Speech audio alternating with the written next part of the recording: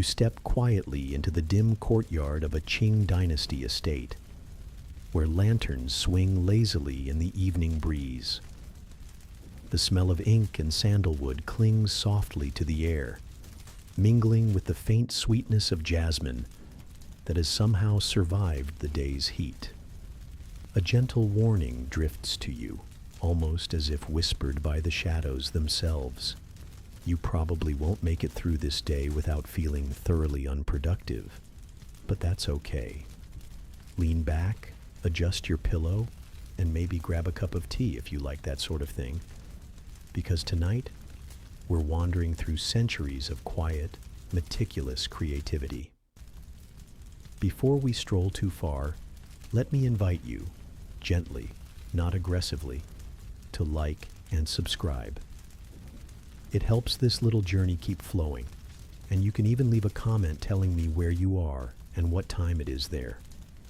I'm endlessly curious about the world that's listening right now, stretched across time zones while we explore centuries-old ink strokes together.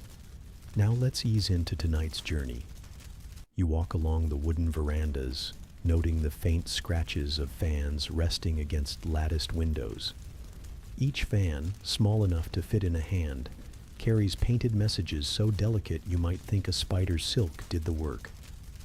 Women of the Qing court, skilled in subtle arts, would write poems, jokes, or whispered secrets on these tiny canvases, folding them into fan ribs that seemed more like armor than accessories. A scholar might say it was for elegance, but you can't help wondering if it was also for sheer amusement. After all, who doesn't like sneaking a secret note into a polite conversation? The major fact of the day: these miniature messages weren't just cute doodles. They were instruments of influence, quiet diplomacy, and sometimes rebellion. A fan could carry a compliment, a complaint, or a coded critique of imperial policies. And yes, historians still debate whether a particularly tiny scroll found in a 17th century palace belonged to an empress or a particularly witty maid. You imagine the possible eyebrow raises. You notice the way sunlight, now softened into evening's gentle gold, pools on the courtyard stones. The sound of a bird landing softly on the roof tiles makes you consider that even in such strict surroundings, life has small, humorous interruptions. A cricket chirps, possibly mocking your inability to fold a fan correctly. And someone, maybe the fan's painter, must have thought, "I'll leave a tiny doodle of a cat here, just to confuse the historians." As you wander, your fingers brush over the carved rails. You can feel the faint ridges of centuries-old lacquer, and maybe that's the closest you'll get to touching someone's secret thoughts. Leaning against a wooden pillar, you catch sight of a fan propped open like it's about to speak, and you can almost hear it whisper, "Remember me or don't. Depends on the wind today." The evening deepens, the shadows grow, and you start to feel yourself drifting. You realize the story is less about palace politics and more about these quiet, deliberate acts of creativity. And in this gentle rhythm, the mundane and the extraordinary are woven together like silk threads on a miniature fan. Maybe that's enough for tonight. The courtyard's wooden doors swing open as you wander through the main hall, where lantern light pools softly across intricate screens. The air smells faintly of dried tea leaves and a hint of lacquer polish, reminding you that history sometimes lingers in subtle scents rather than loud proclamations. You take a slow breath and notice that each fan, each small painted fold, carries the echo of a hand that knew patience better than most. A curious cultural tidbit drifts into your attention. Women would sometimes paint tiny landscapes on fans, complete with miniature pagodas, rivers, and even tiny figures chasing butterflies. The painting was so delicate that holding it too firmly risked smudging centuries of careful artistry. And the act itself, this slow, meditative creation, was considered a form of moral refinement. You feel oddly comforted imagining a woman seated in soft robes, humming quietly, applying pigment with the precision of someone threading a needle in a dream. And here's the major historical fact. During the Qing Dynasty, these painted fans were sometimes used to exchange secret romantic messages. Gentle humor often hid behind elegant brushstrokes, a subtle rebellion against strict court etiquette.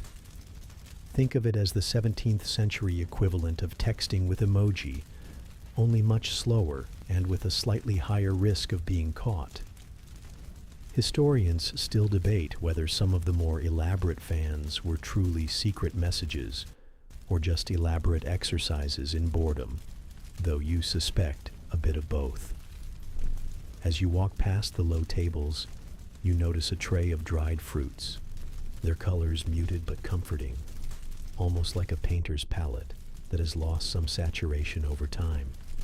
You can almost hear the gentle tap of a brush, the tiny rhythm of creation, and the occasional sigh of someone realizing that maybe they've left a tiny smudge on a perfect fan. You smile softly at the universality of human error across centuries.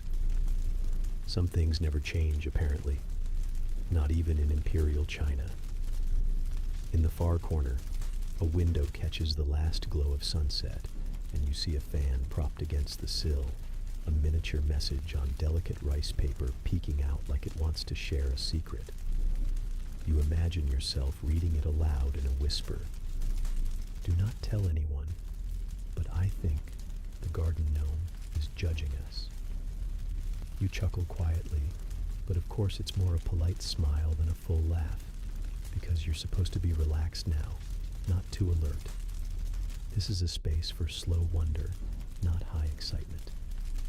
You pause by a lacquered chest and notice the inscriptions along its edge, describing items it once held, jewelry, inkstones, or perhaps more fans.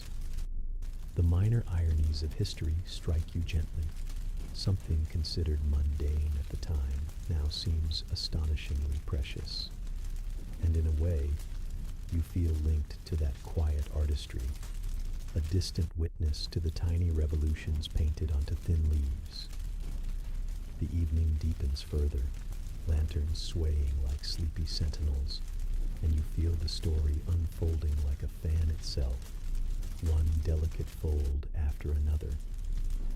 You lean back, noticing the faint creak of floorboards beneath imagined footsteps, and allow yourself to sink further into the rhythm of whispered secrets, ink-smeared fingers, and meticulous attention to life's small, beautiful details. The hall gives way to a quiet garden, and you step outside into the soft night air. The moon hangs pale and round above you, casting its calm light onto stone pathways lined with moss.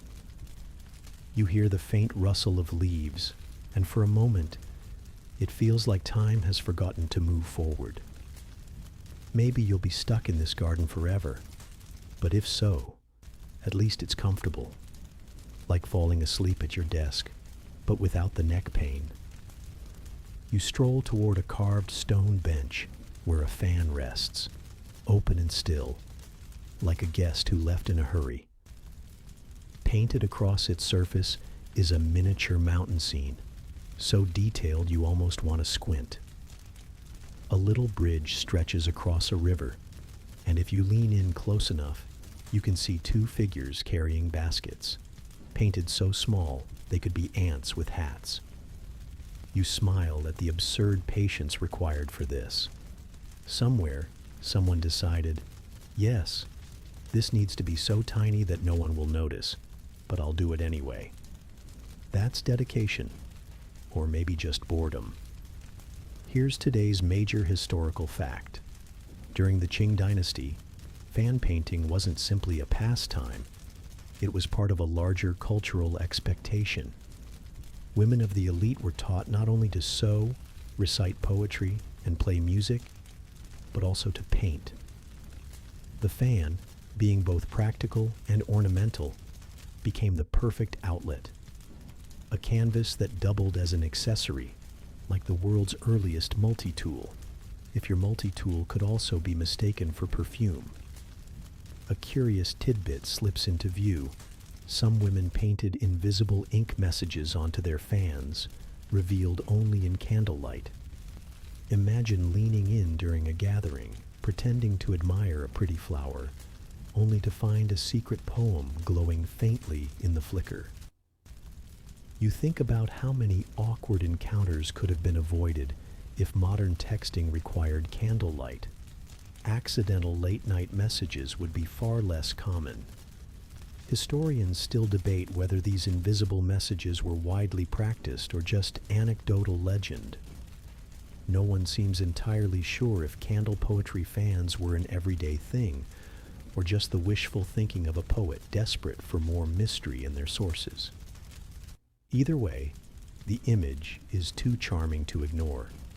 Hidden words, waiting quietly in the folds, just like dreams hiding in the back of your mind. You walk further into the garden and pause by a small pond. The water reflects the moonlight so clearly you almost expect a painted fan to float across its surface. A frog croaks once, as if to remind you that history is never as elegant as it pretends to be.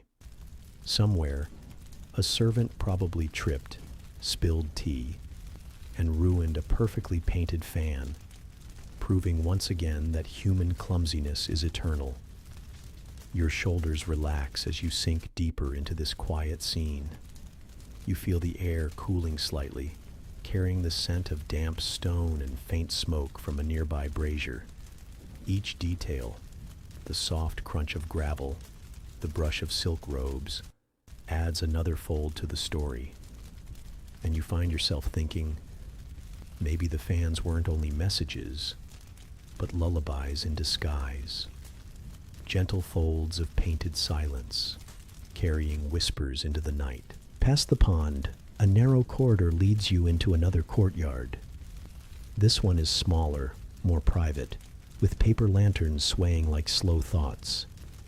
The air feels hushed here, as if the walls themselves lean closer to eavesdrop. You step carefully across the flagstones, and there, on a low table, lies another fan, folded closed this time, almost shy. When you pick it up, the texture is smooth but worn. You unfold it slowly, and a scene blossoms across its surface. Plum blossoms scattered in snowfall, a crane perched on a rock. You notice a faint poem written in miniature script, the kind that makes your eyes ache just thinking about it. The lines speak of longing, but you can't help wondering if the poet was really just bored during a particularly dull winter. Here's your major fact. Plum blossoms were a common motif in Qing fan paintings, symbolizing resilience and beauty in adversity. A poetic choice, yes, but also a convenient one if you only had black ink and wanted to impress without too much color mixing. In short, plum blossoms were the ultimate safe bet in historical painting, like drawing a sun in the corner of your childhood sketch. Always acceptable. The obscure tidbit? Fans weren't only for cooling or poetry. Some were scented with herbal powders, designed to release faint aromas when waved. Imagine trying to look elegant while subtly deodorizing the room. A historian once noted that certain fans carried crushed sandalwood or lavender dust hidden in their folds. You grin at the thought of a woman calmly fanning herself while secretly freshening the entire court. And of course, historians still debate whether these scented fans were meant for personal fragrance, medicinal purposes, or simply to cover up the fact that palace halls got, well, stuffy. No one writes about that in the official records, but you can probably guess. You glance up at the roofline and notice the lanterns casting slow, circular shadows. They move gently across the walls, like memories refusing to leave. A cat pads silently along the edge, tail flicking with studied indifference. It looks down at you as if to say, "Yes, humans waste time painting tiny poems. I waste time judging you." And then it disappears into the night. You sit quietly for a while, letting the story fold around you. The plum blossoms on the fan blur slightly as your eyelids grow heavier.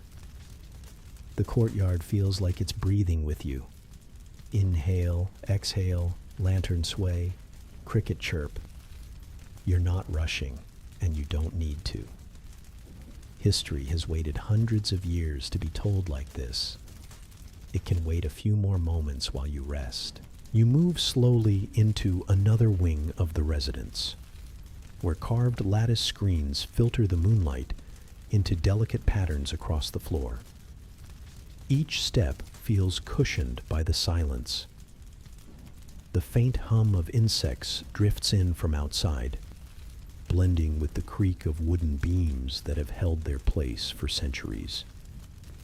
You trail your fingers along the wall, thinking that history often feels less like grand battles and more like this: quiet rooms, small objects, ordinary evenings that somehow survived time. On a table nearby rests a collection of fans, stacked neatly as if waiting for a gathering that never came. One catches your eye, a silk fan painted with cranes flying across a pale sky. The detail is exquisite, so fine that each feather seems to carry its own weight. You imagine the hours of patience required, the steady hand dipping brush into ink, the breath held still so no mistake smudged the work. You wonder how many cups of tea were finished before this scene was complete. The major fact here: fans were often exchanged as gifts, especially among women of the literati class. These weren't just accessories, they were social currency. A carefully painted fan could say, "I respect you," or "I admire your wit," or even, "Here's a quiet joke," but only if you look closely. The exchange of fans was a language in itself, subtle and layered. A curious tidbit: some fans contained riddles, hidden within the brush strokes of landscapes. A tiny poem might describe a scene that didn't quite match what was painted, and the recipient had to puzzle it out. It's the 18th century equivalent of a puzzle book tucked into your tote bag, except infinitely more elegant and less likely to be spilled on by coffee. And of course, historians still debate whether these riddles were light-hearted entertainment or coded commentary meant to dodge censorship. Maybe both, maybe neither. Scholars love uncertainty. It keeps conferences interesting. The air smells faintly of rice paper and ink, though that could just be your imagination supplying scents to fill the gaps of centuries. You picture the fan maker seated cross-legged, candlelight flickering against their face, murmuring softly about the balance of line and space. Then, maybe pausing to yawn, because even the most delicate art requires occasional boredom. You smile at the thought. Even in palaces, someone was probably wishing they were already asleep. You wander deeper, and the rooms grow smaller, more intimate. This feels less like the grand halls of ceremony and more like private quarters where the ordinary moments unfolded. You can almost hear the faint chatter of women practicing poetry, the quiet sighs of brushes rinsed in water, the tiny clink of porcelain teacups on lacquered trays. It's the everyday life that history so often forgets, the soft spaces between dates and dynasties.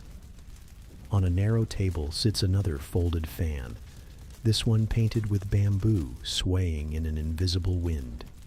You unfold it slowly and find that the bamboo stalks double as the strokes of a poem written vertically. It's clever, both art and text woven into one. You imagine the painters smiling at their own ingenuity, quietly pleased but too polite to boast about it. subtle bragging has always been the most refined kind. Here's the major fact for this section. Bamboo was one of the most common symbols in fan art, representing integrity and resilience. A person who painted bamboo was signaling not just their skill, but also their cultivated moral character. To put it bluntly, bamboo was the LinkedIn endorsement of Qing artistry. You couldn't go wrong with it. The obscure tidbit: some bamboo fans were deliberately left unfinished. A painter would start the stalks, then leave a few blank spaces, expecting the recipient to complete the image themselves. It was both a gift and a challenge, a way of saying, "Here, you try." You can imagine the mild panic of someone receiving such a fan, realizing they had to either rise to the challenge or leave the fan awkwardly incomplete forever. Naturally, historians still debate whether these unfinished fans were genuine artistic exchanges or just an excuse for teachers to make their students do homework. The line between encouragement and assignment has always been a little blurry. The lanterns in this room sway slightly, sending shadows stretching across the walls. A draft sneaks through a crack in the window, and you pull your robe, or perhaps just your blanket, a little closer. You notice how the bamboo on the fan seems to shift in the moving light, almost as if alive. For a moment, you forget it's just ink and silk. The illusion works, and you feel the quiet strength it carries. You set the fan gently back on the table and realize that the story unfolding tonight is less about emperors and battles and more about these tiny expressions of resilience. Paint a bamboo stalk, write a small poem, exchange a fan. These are the quiet revolutions of daily life. And as the lantern flickers once more, you feel the weight of the day soften, like folds of silk settling into rest. The night has deepened, and the palace feels quieter now, as though even the walls are dozing. You step into a long corridor lined with wooden beams, polished smooth by centuries of touch. Your footsteps echo faintly, but only enough to remind you that you're still here, walking slowly, breathing slowly, drifting toward the rhythm of sleep. The corridor opens onto another chamber, this one lined with shelves of scrolls and boxes. You can almost smell the faint sweetness of old paper. On a stand by the window lies yet another fan. This one is unusual, painted not with landscapes or bamboo, but with delicate images of food. Dumplings, pears, steaming bowls of rice. Someone had an appetite while working, clearly. You tilt your head, amused by the practicality of it. Why paint mountains when you could immortalize dinner? Here's the major historical fact. Food-themed fan paintings were not unheard of in Qing society. They were sometimes used as playful tokens, especially among friends who gathered for poetry and dining clubs. These clubs weren't about extravagant feasts, but about savoring small dishes while exchanging verses. Think of it as an early book club, except everyone was more interested in the snacks. And here's your obscure tidbit. Occasionally, the poems written on these food fans included recipes disguised as verse. A few scholars have translated them. Imagine a haiku-like line that suddenly instructs you to add ginger to broth. The world's first illustrated cookbooks, except tiny, portable, and easily mistaken for a love note. Historians still debate whether these food poem fans were genuinely practical or mostly a witty novelty. Some suggest they were never used seriously in kitchens. But then again, one can easily imagine someone sneaking a fan into a cooking space, pretending to read poetry while actually checking how much salt to add. It's a secret history of multitasking. You pause, looking out the window. The moonlight spills across the courtyard, silvering the edges of the roof tiles. You imagine the poets, centuries ago, seated in a circle, fans resting in their hands, laughter rising softly as someone unveils a poem about dumplings that is both tender and instructional. The scene feels warm, human, slightly ridiculous, and entirely comforting. You place the fan gently back on the stand and continue walking, the smell of imaginary broth following you down the hall like a lullaby for the stomach. The corridor leads you into a study, quieter still, with tall windows covered by paper screens that let only a soft glow through. Dust motes float lazily in the air, catching the lantern light. You step carefully across the creaking floorboards, feeling the hush of the room settle around you. Here, everything seems slower, like time itself has curled up for a nap. On the desk lies a folded fan, this one heavy with calligraphy rather than images. You unfold it, and the words stretch across the silk in flowing strokes. An essay, perhaps, or maybe just an extended poem. The characters loop and swirl so gracefully that even if you can't read them, you can feel the calm in their rhythm. It's less about meaning and more about the beauty of movement. The major historical fact. During the Qing period, calligraphy on fans was considered a high art, often judged with the same seriousness as painting. A single brush stroke could reveal not only the artist's skill but their temperament, their discipline, even their mood that day. Fans became canvases of personality. Here's your obscure tidbit. Some women disguised cheeky jokes within otherwise serious calligraphy. A line might begin with Confucian wisdom and end with a pun so subtle that only the sharpest reader would notice. This was, in a way, a socially acceptable rebellion. You can almost picture a scholar nodding solemnly at the wisdom, then frowning in confusion halfway through. And as always, historians still debate how common these hidden jokes really were. Did women risk reprimand for them, or were they mostly tolerated as harmless cleverness? Records stay silent, leaving us to imagine the smirk behind the brush. You sit at the desk and run your fingers lightly over the fan's frame. The surface is cool, smooth, and faintly scented of ink that hasn't been used in centuries. You can hear the faint creak of the desk, the rustle of paper, the occasional tap of a brush against porcelain. The air is thick with the quiet diligence of long hours spent in concentration. A small spider lowers itself from the ceiling, dangling in the lantern light. You watch it swing lazily, as if it too is contemplating the poetry of the fan. Then it disappears back into the shadows, leaving you alone with the words that drift like whispers across silk. The study feels timeless. You lean back in the chair, eyelids heavy, letting the calligraphy blur into abstract shapes. The fan rests across your lap, and you think, maybe the true power of these objects was not in what they said, but in how gently they made people pause, look closely, and remember to breathe. The palace air is softer now, as though night itself has padded its edges. You step into a courtyard garden where the sound of water trickles from a small fountain shaped like a lotus. The air carries the faint scent of pine resin and wet stone.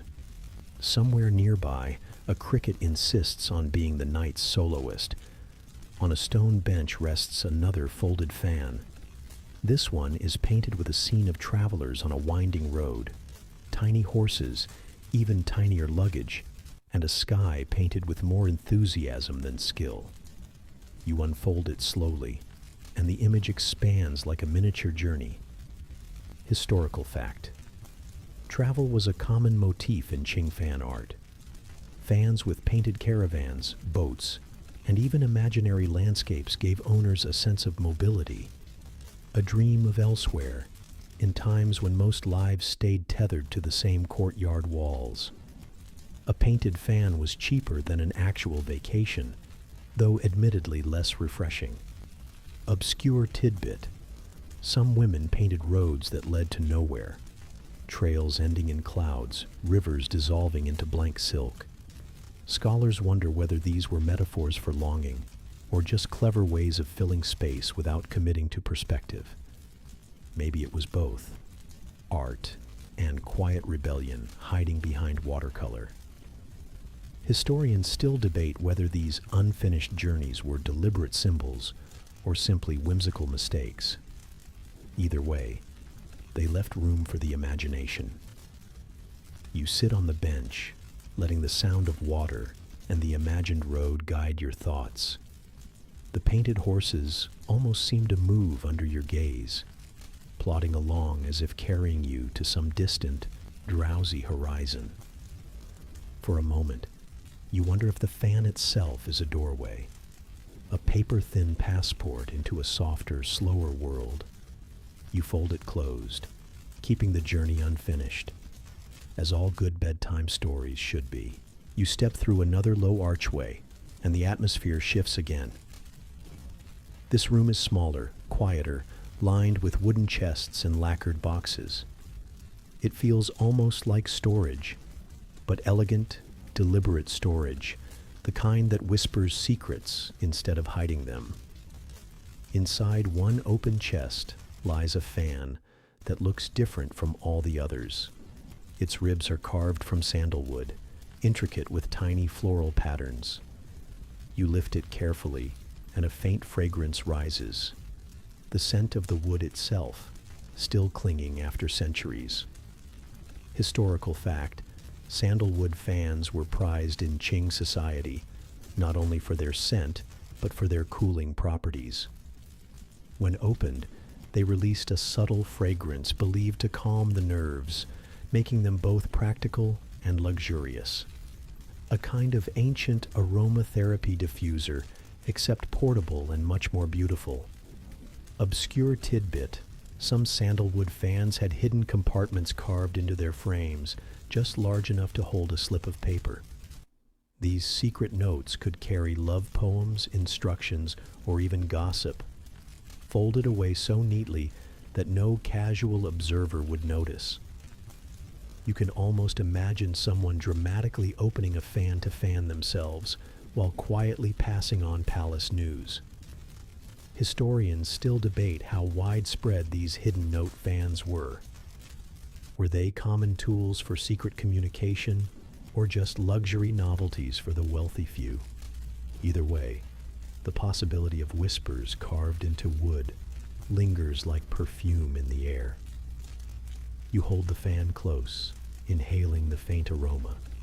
It's calming, steady, like the scent of sleep itself.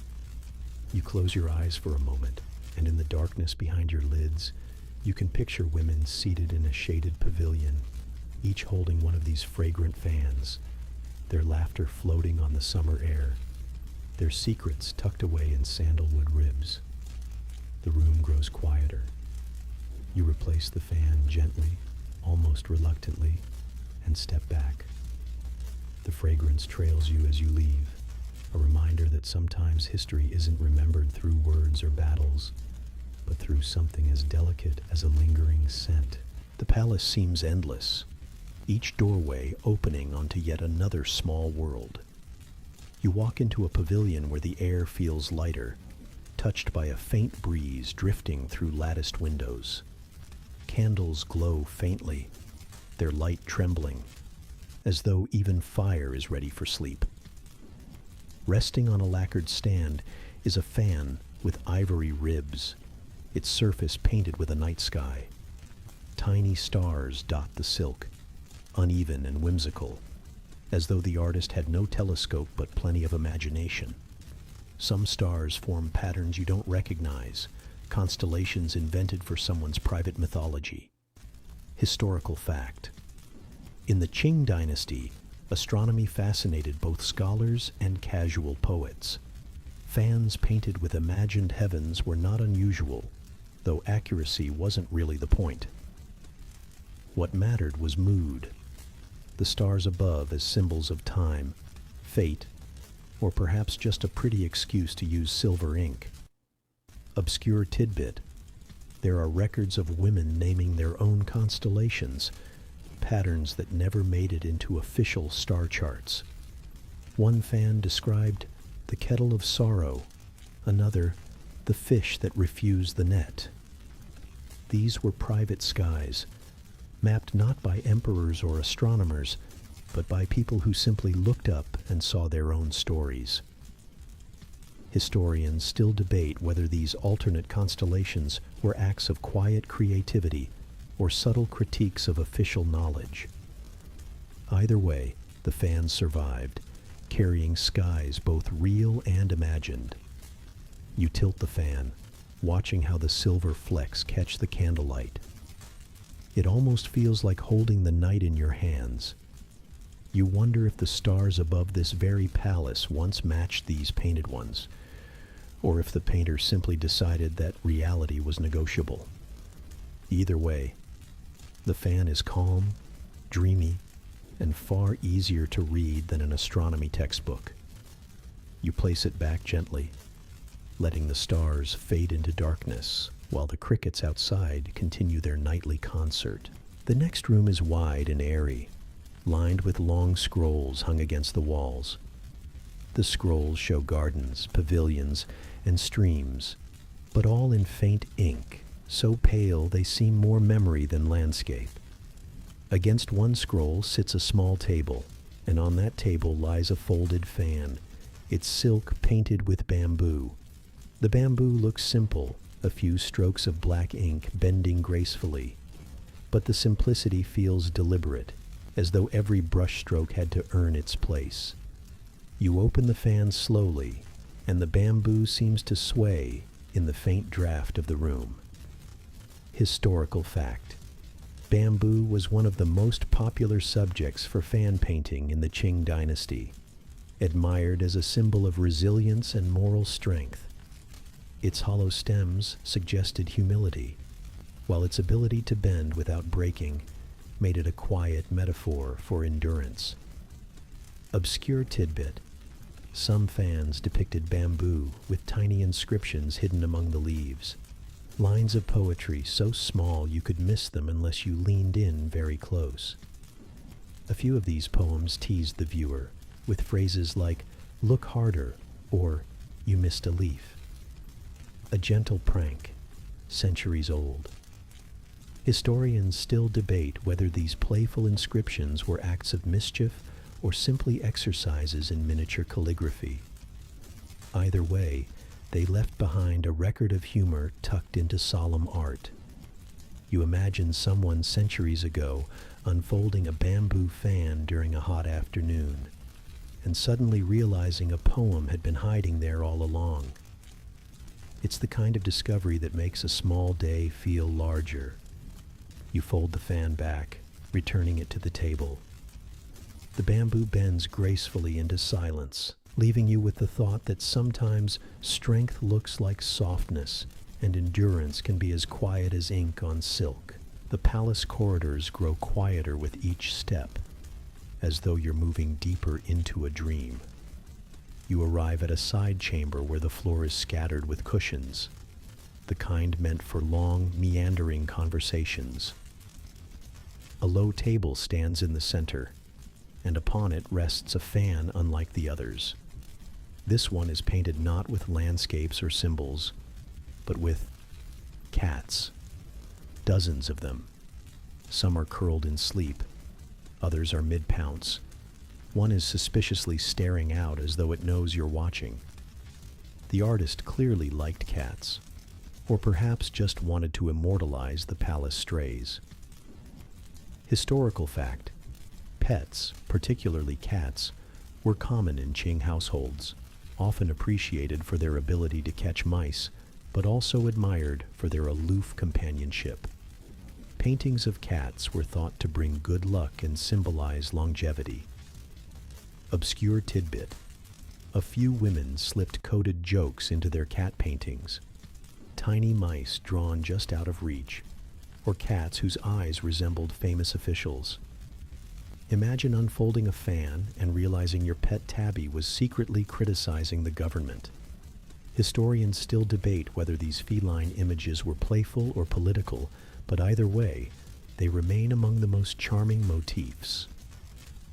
You trace the cats with your finger, smiling at their frozen antics. For a moment, you almost hear the faint meows of palace corridors long gone. The fan feels less like art and more like a diary entry from someone who couldn't resist sketching their favorite companions. You close it gently, leaving the cats to their eternal nap, and lean back against a cushion. The softness seeps into your bones, and you think, maybe history is just a series of people trying to make their world a little cozier. The next room is dimly lit, its windows shuttered, its air cooler. Here, objects are arranged more carefully, as though this is a place of special significance. At the far end lies a case containing a fan, painted entirely in gold leaf. The shimmer is soft, not blinding, as though it has dimmed with age into something warmer, sleepier. Historical fact: gold-painted fans were luxury items in the Qing Dynasty, often given as gifts of prestige. They weren't meant for everyday cooling, but for ceremonial display, glowing under candlelight like portable suns. Obscure tidbit: some records suggest that women occasionally wrote faint ink messages on top of the gold leaf.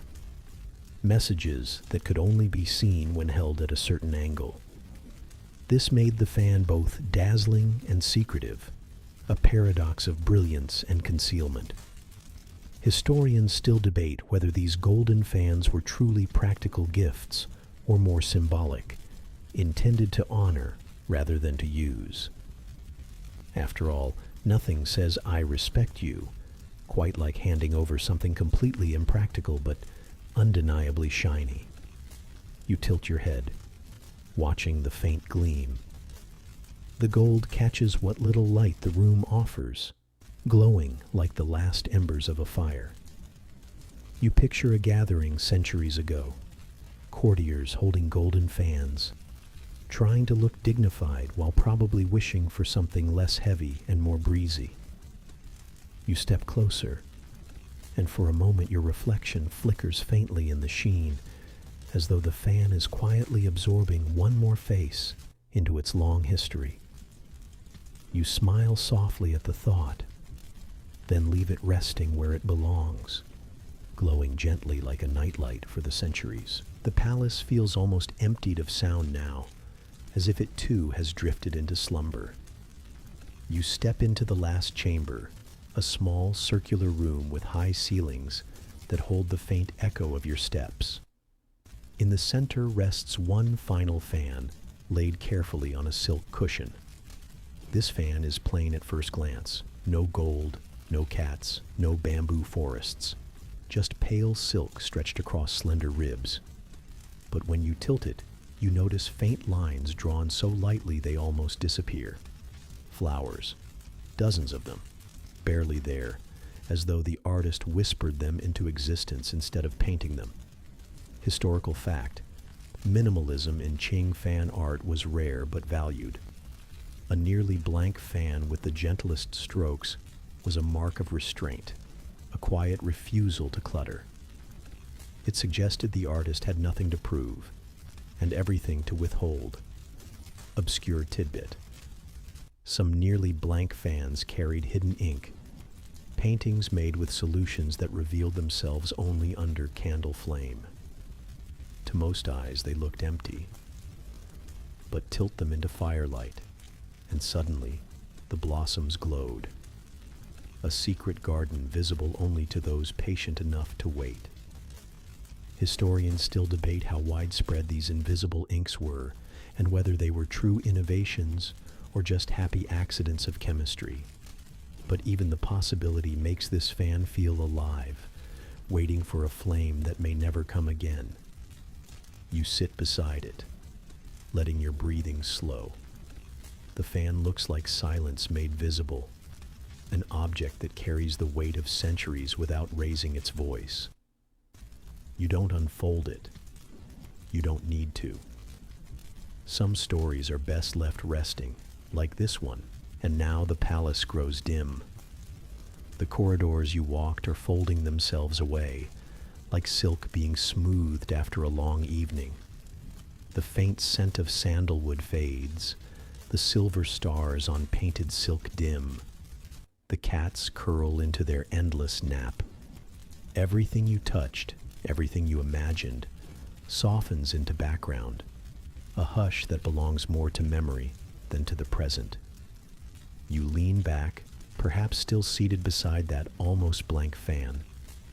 The air feels cooler now, steady, wrapping you like a blanket. Even the smallest sounds, the cricket outside, the hush of water in the garden, grow fainter, as though the night is asking you to listen less and rest more. The fans you've seen linger only as fragments, a hidden joke in bamboo leaves, a recipe disguised as a poem, a star map that never existed. They stay with you, not as facts, but as gentle reminders that history is not only emperors and wars. It is also the quiet art of people who painted dumplings, or carved secret compartments into sandalwood, or gave their cats the dignity of immortality. Let your breath slow to match theirs.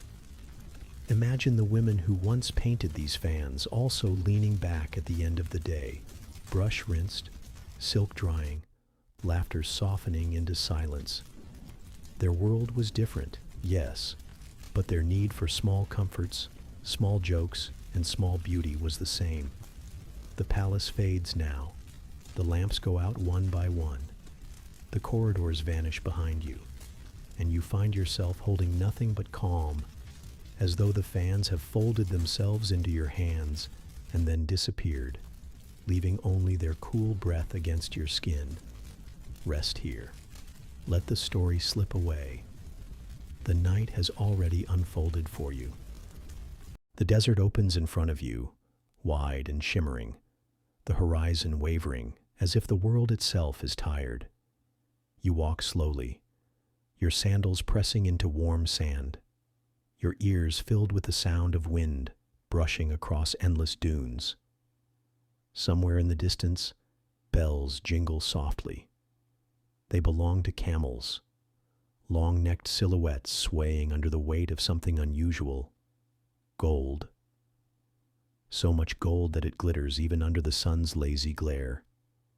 You're stepping into the early 14th century, into the story of a man named Mansa Musa, Emperor of Mali. He is often remembered as one of the wealthiest rulers the world has ever known, though wealth in this context doesn't mean sports cars or lottery jackpots.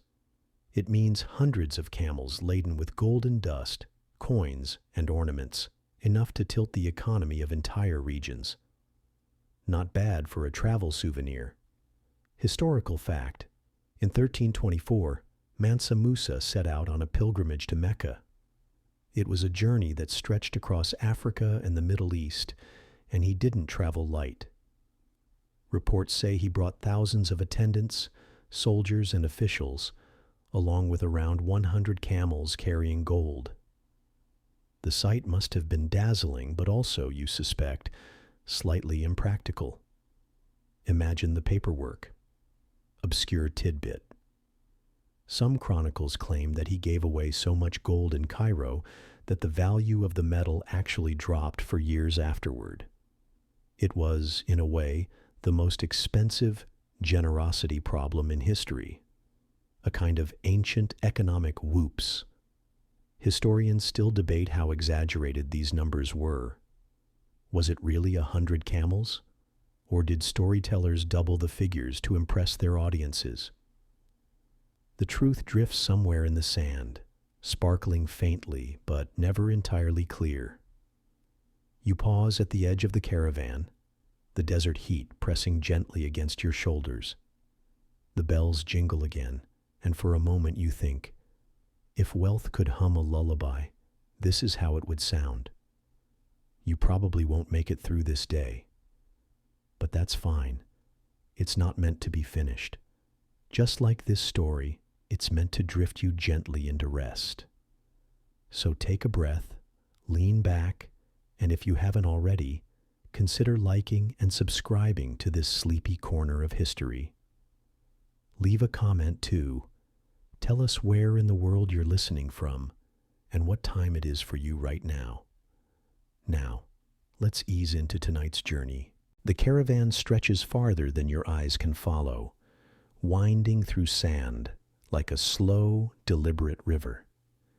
You hear the creak of leather, the soft grunt of camels, the chatter of attendants who are probably wondering if they packed enough water skins. The sun sets behind you, painting the dunes in gold so rich it almost blends with what the camels are carrying. You walk alongside the procession, trying not to trip over the shadows. The smell of dust, sweat, and spices clings to the air. A merchant passes by, balancing bundles of cloth dyed in bright blues and reds. The colors are almost absurd against the beige of the desert, like someone spilled paint on a canvas of sand. Historical fact: Mali under Mansa Musa was not only wealthy in gold but also in culture. The empire's capital, Timbuktu, became a hub for scholars, scribes, and traders. Libraries filled with manuscripts grew, making it as much a center of knowledge as of riches. In a way, the emperor carried both gold and ideas, though the camels seemed to prefer the heavier option. Obscure tidbit. Some stories say Mansa Musa's entourage was so large that when they stopped in a city, locals mistook it for an invading army. Imagine opening your door to find not soldiers, but a traveling festival of musicians, scholars, cooks, and camels jangling under golden burdens.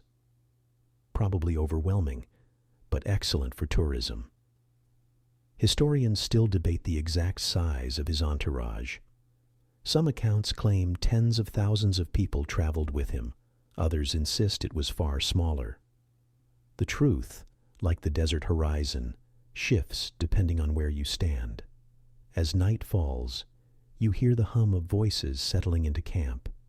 Fires flicker, pots simmer with stews spiced and fragrant, and the stars open above like a vast ceiling of light. You sit near the glow, the air cooling around you, and watch the gold rest in its heavy bags.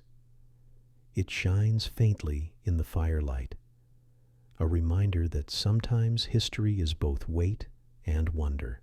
Morning returns with the desert's quiet authority. The sun rises slowly, stretching its light across the dunes, and the caravan stirs awake. Camels groan, attendants yawn, and fires from the night before smolder into wisps of smoke. Somewhere, a musician plucks a simple tune on a stringed instrument, the sound floating like a thread across the morning air. You fall in step beside the travelers, listening to the rhythm of hooves pressing into the sand. Each step is steady, almost hypnotic. It's as if the desert itself is breathing through the march. Historical fact: the Mali Empire at its height controlled vast trade routes. Gold wasn't the only treasure, it was also salt, ivory, and slaves.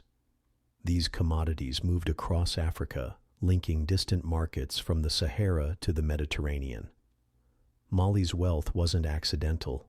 It was built on geography, trade, and careful governance. Obscure tidbit.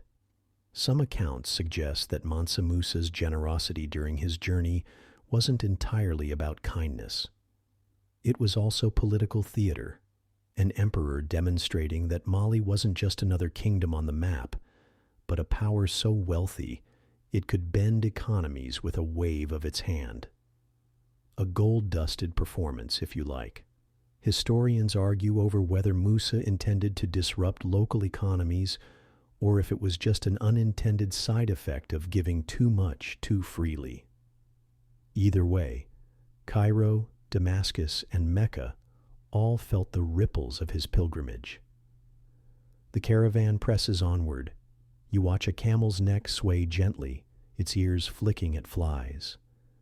The sound of jingling bells becomes steady background music, the kind of rhythm you could easily fall asleep to, repetitive, soothing, timeless. By midday, the desert is a furnace. Heat shimmers upward, bending the horizon like molten glass. You shade your eyes and notice the caravan stopping near a cluster of palms, a small oasis, a rare gift of water and shade. The air cools slightly under the leaves, and the sound of water trickling feels almost unreal after so many hours of sand. Camels kneel, attendants untie heavy sacks, and laughter bubbles up as people splash their faces. Gold glints as the bags shift, each coin and nugget catching the sun for just a moment before disappearing back into cloth.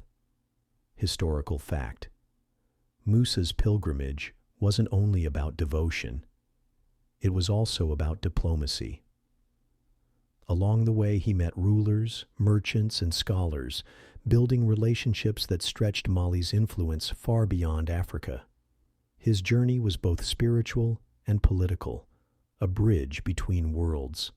Obscure tidbit: some records suggest that poets and chroniclers exaggerated Musa's wealth for dramatic effect.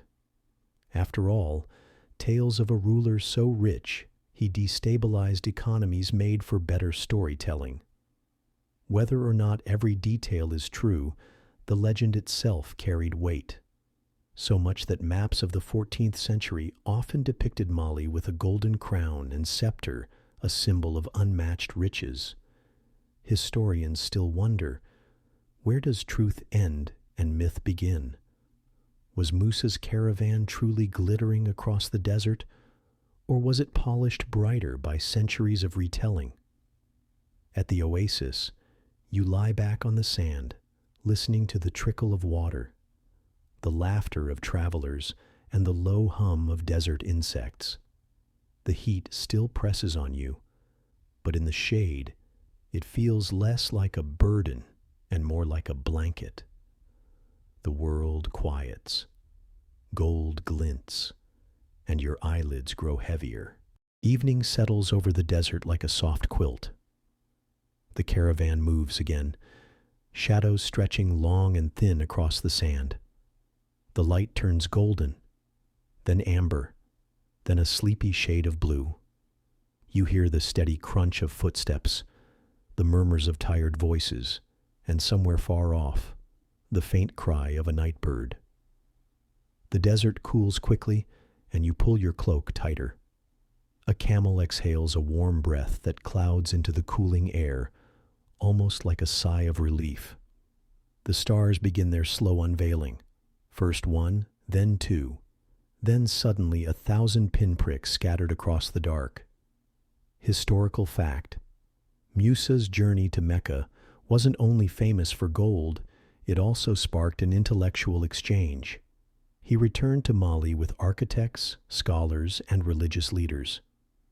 The most famous was al-Sahili, who helped design mosques and influence the architecture of Timbuktu and Gao.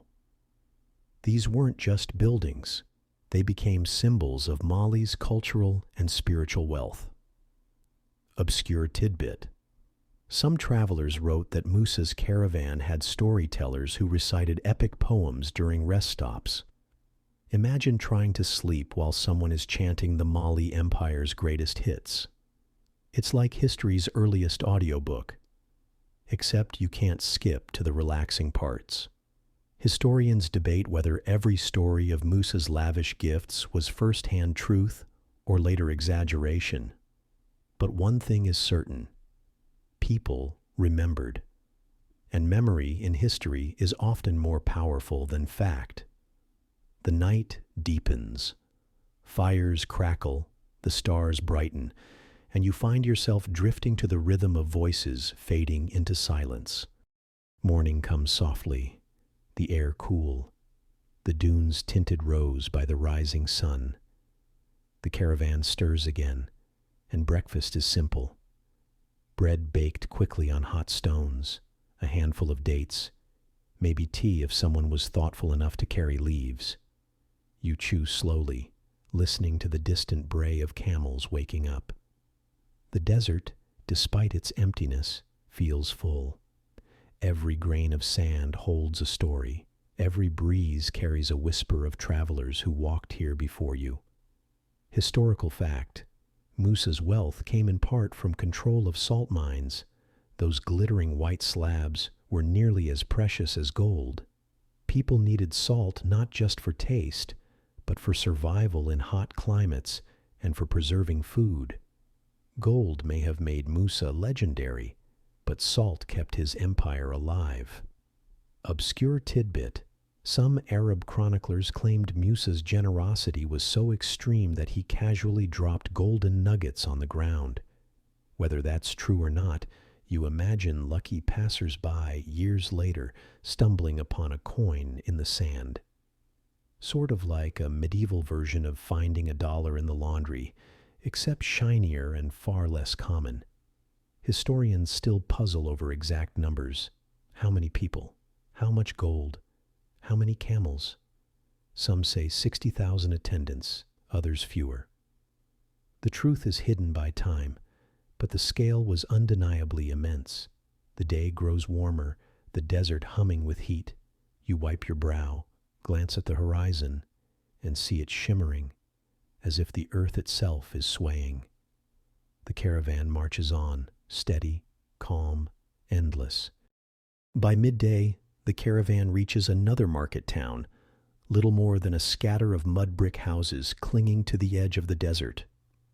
Smoke curls from clay ovens, and the air smells faintly of bread, spice, and dust.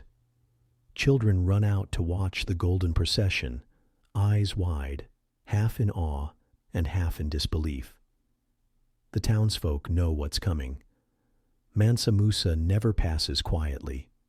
Coins clink, gifts are given, and merchants find themselves weighing more gold than they've ever seen in one afternoon. You pause near a stall selling woven mats. The merchant's hands tremble slightly as he accepts payment, far more than the mat is worth. Historical fact: on his way through Cairo in 1324, Musa reportedly distributed so much gold that its value plummeted for years afterward.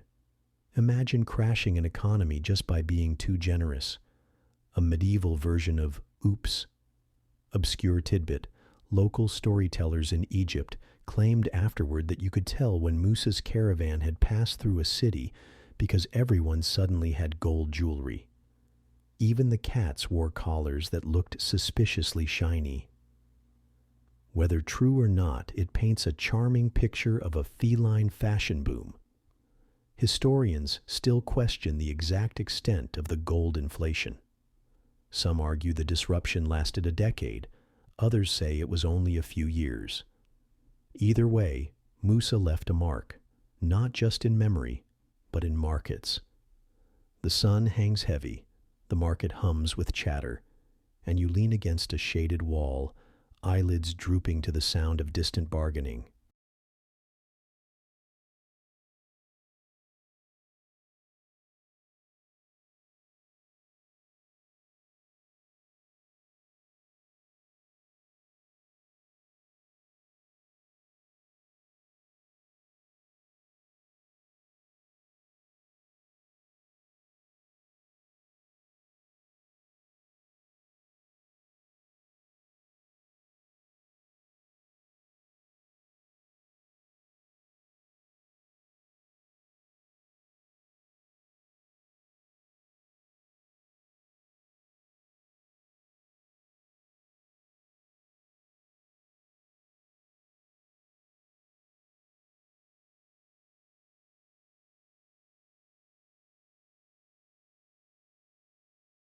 The caravan departs again, the town fading into the distance. You walk past the last well, the last palms, and soon it is only desert again, vast, endless, shimmering. The camels groan as their loads are secured, but then they settle into their familiar rocking stride, as if born to carry empires on their backs. You notice the silence return, broken only by wind and hooves. The desert has a way of swallowing sound, making every noise feel softer, gentler, like it's been filtered through sand. Historical fact: Mansa Musa's pilgrimage was also an advertisement of Mali's stability.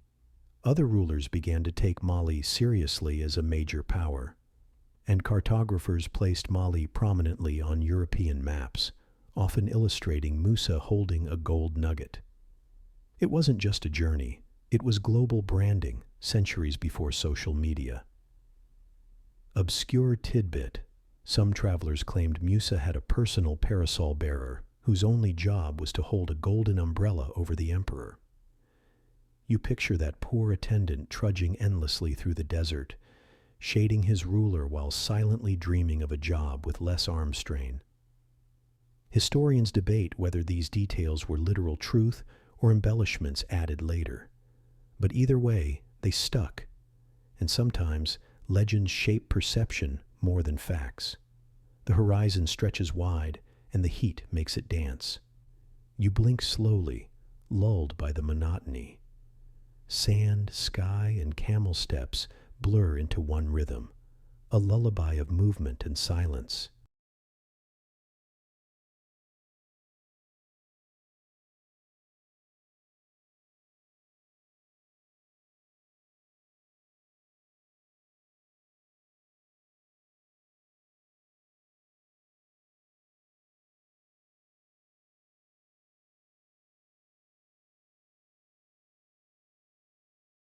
Night falls again, this time deeper, quieter, as though the desert itself has exhaled. A circle of fires glows in the camp, soft light flickering across faces. Some attendants tell stories, half history, half myth, about kings who ruled before Musa. You settle near the edge, watching sparks rise and vanish into the star-salted sky. Camels rest in clusters, their shadows tall and strange. Somewhere, a musician hums into the desert silence, plucking notes that fall lazily into the night. The rhythm is slow, hypnotic, designed less to entertain and more to soothe. Historical fact: Musa's journey was not just about showing wealth but also faith. He traveled to perform the Hajj, a religious duty for Muslims, linking Mali to the broader Islamic world.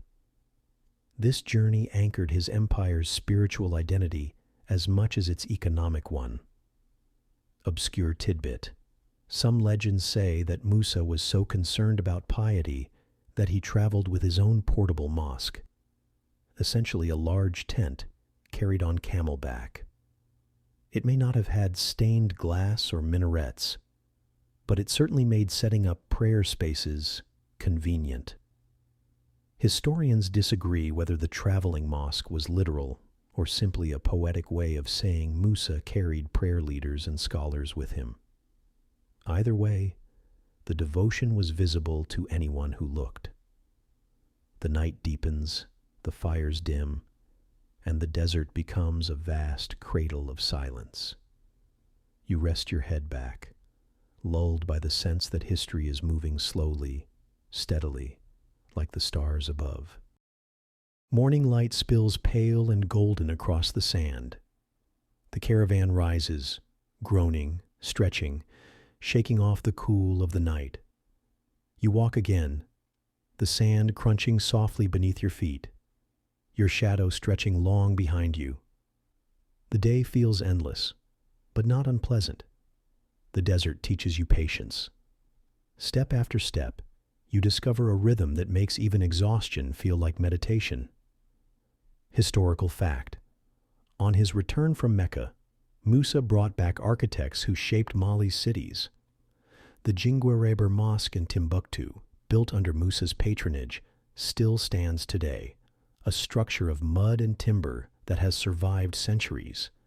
It's a reminder that wealth isn't just in gold, but in knowledge and community.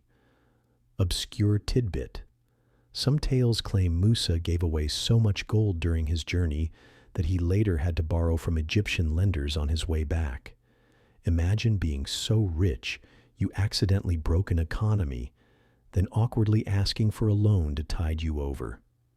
Historians aren't entirely sure whether that detail is true or just a moralizing anecdote about extravagance. But it adds a touch of irony to the glittering legend.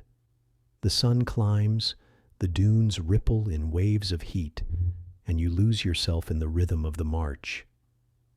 The desert hums softly, the camels sway gently, and your eyelids grow heavy again, as if even history is telling you it's okay to rest. The caravan reaches the Nile, wide and glittering, a welcome change from endless sand. The river hums with life, boats drifting lazily, reeds swaying, fishermen calling out in voices that echo across the water. You pause on the bank, breathing in the scent of wet earth and fresh greenery. After so much desert, it feels almost overwhelming, like stepping into a different world. Camels kneel to drink, attendants scoop handfuls of water, and laughter carries along the breeze. The emperor himself gazes across the river, perhaps already imagining the scholars and traders he will meet further along the journey. Historical fact: Mansa Musa's time in Cairo became legendary. Chroniclers describe him showering officials with gifts, distributing so much gold that the city's markets struggled to stabilize. His presence was a spectacle, both admired and slightly feared. Obscure tidbit: some Egyptian accounts suggest that Musa was so formal that he refused to bow to the Sultan, insisting instead that he was equal in rank. You picture the awkward silence in that palace hall, an emperor refusing to nod, attendants shuffling nervously, while everyone wonders who will blink first. Historians still debate how much tension really existed between Musa and the Sultan, or whether the story was inflated later to add drama. But the impression remains: Musa was no ordinary pilgrim, and his presence was impossible to ignore. The river flows steadily, the reeds rustle softly, and the caravan prepares to cross. You lean back, watching the water ripple in the sunlight, letting its slow rhythm soothe your mind. Beyond the Nile, the landscape shifts, greener, softer, dotted with villages and fields. You walk past farmers tending to crops, their hoes striking the earth in a rhythm that feels ancient, steady, unbroken. The air smells of grain and smoke, a reminder that life along rivers has always been fertile, always abundant. The caravan winds its way through, leaving behind glimmers of gold, whispers of awe, and the sound of stories forming in every town it passes. You can almost hear the gossip. The emperor from the west, the one with camels of gold, came this way. Historical fact: Musa's pilgrimage placed Mali firmly on the mental map of the Islamic world.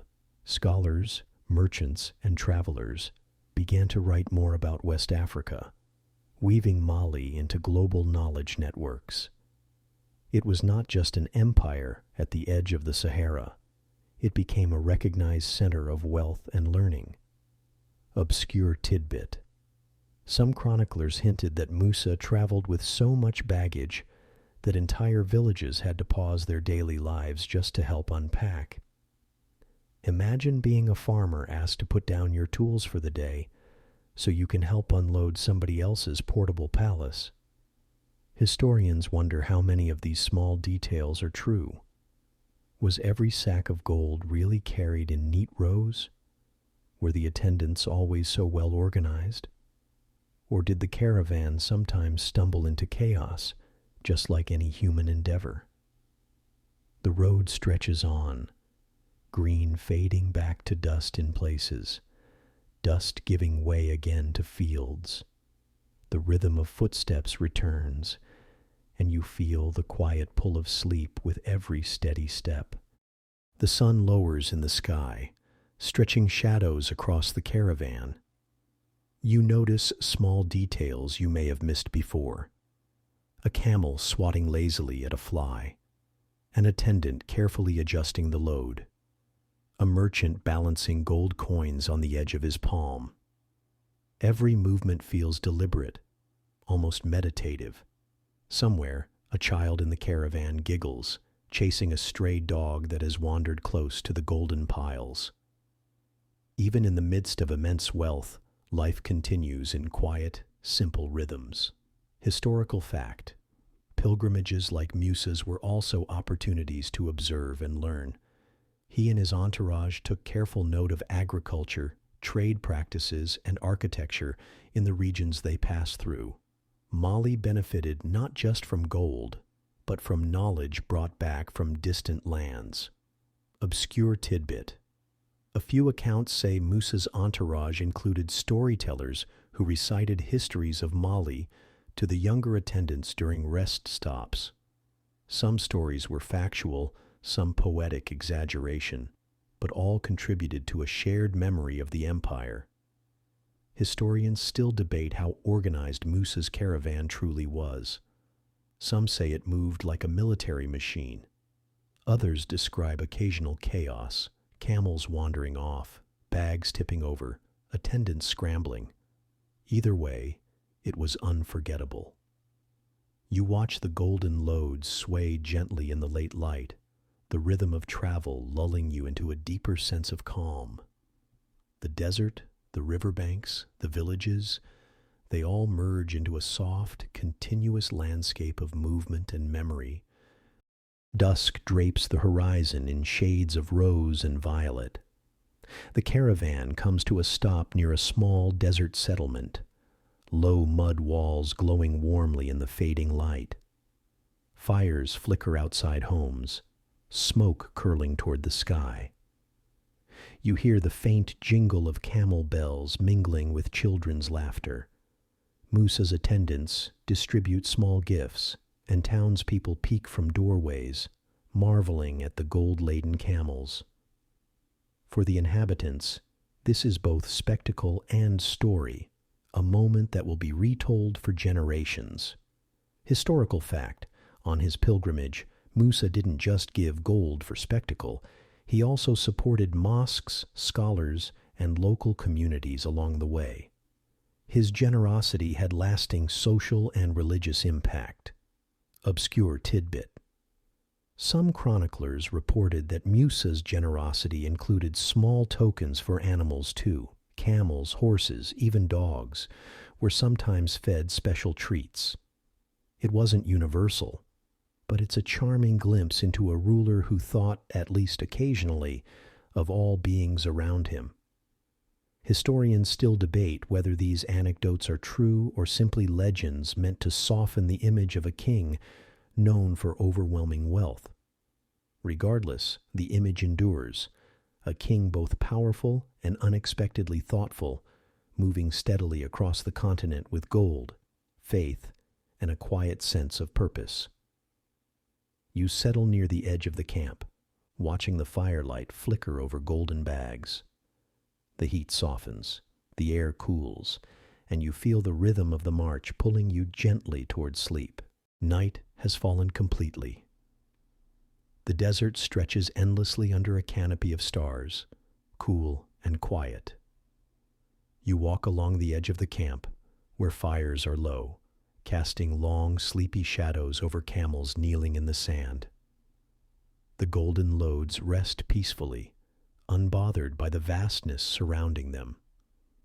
Somewhere, the soft murmur of attendants talking drifts through the air, mingling with the gentle jingle of bells. The rhythm of the caravan has slowed, mirroring your own heartbeat, each step in the sand replaced by stillness. Historical fact: Mansa Musa's pilgrimage ultimately reinforced Mali's status as a center of wealth and learning. The architectural, cultural, and religious influence he brought back shaped the empire for decades, leaving behind a legacy as enduring as the desert itself. Obscure tidbit: some stories claim that Musa once paused his journey simply to watch the sunrise, gold untouched, camels resting, people gathering quietly around him. Perhaps he was savoring the rare silence of a moment, a reminder that even the richest and most powerful need time to simply breathe. Historians still debate the exact details of these quiet moments, but their presence in stories reminds us that history is often best felt, not just measured. You stand and breathe deeply. The desert air is soft, tinged with the faintest scent of distant blooms and cooling sand. The caravan has slowed to a gentle murmur, and your eyes grow heavy, eyelids falling like lanterns dimming in the night. And now the desert settles. The caravan paused under the velvet canopy of stars. Fires flicker and fade, camels huddle into their sleep, and the golden burdens they carried seem almost weightless in the cool night. You feel yourself absorbing the rhythm of the march, slow and steady, a lullaby composed of hooves on sand, bells chiming softly, and the quiet murmur of attendants who have long since surrendered to rest.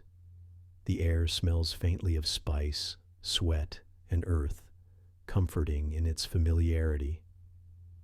You imagine Musa himself leaning back against a soft dune, the stars above reflected faintly in the gold resting beside him.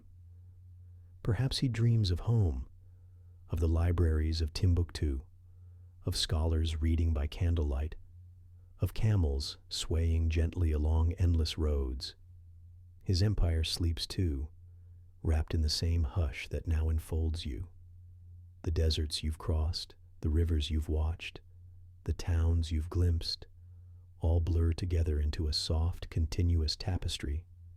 Every moment of generosity, every coin given, every lesson learned floats in memory like sparks rising from a fading fire. Even if you never see them again, they linger gently, their warmth pressing softly against your mind.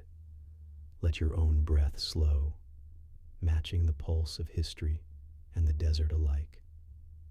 Every step of the caravan, every ripple in the sand, every flicker of candlelight in faraway mosques merges into a single thread of calm. The world grows quiet. Your body softens. Your thoughts drift lightly, like gold dust settling in the cool night. Rest here, with the knowledge that history moves slow, steady, and kind. The caravan waits. The stars watch. And for now, so do you.